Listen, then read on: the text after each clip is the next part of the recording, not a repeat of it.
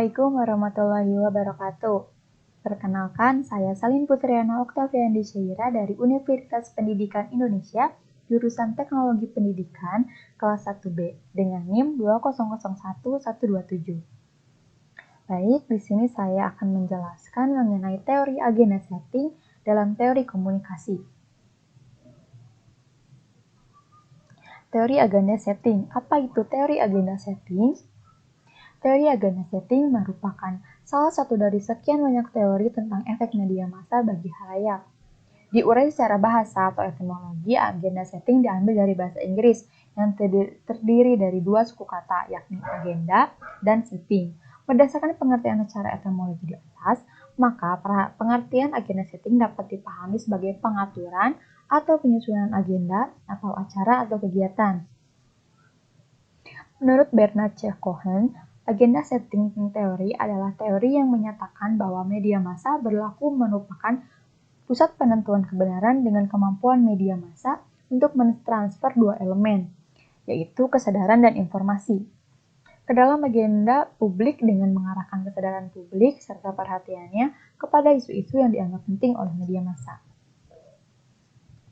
Ada dua asumsi dasar yang paling mendasari penelitian tentang penentuan agenda setting, yaitu yang pertama, masyarakat pers dan massa media tidak mencerminkan kenyataan.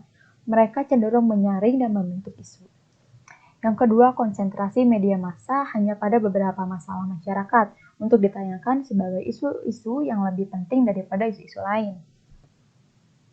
Adapun agenda yang dapat ditentukan oleh media massa, yaitu yang pertama, apa yang harus dipikirkan oleh masyarakat.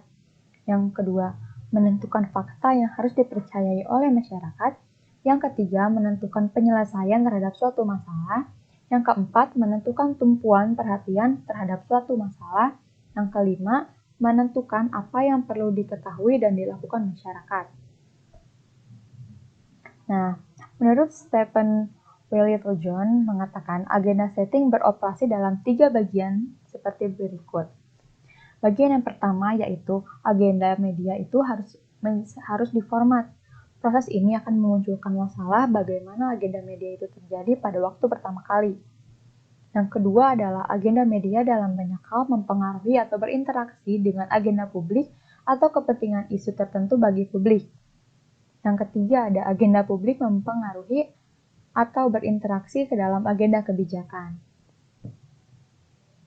Nah, beberapa studi menunjukkan bahwa agenda setting oleh media massa dapat terjadi dalam beberapa kondisi. Akan tetapi, kondisi yang berlaku di negara industri dan di negara yang sedang berkembang mungkin berbeda.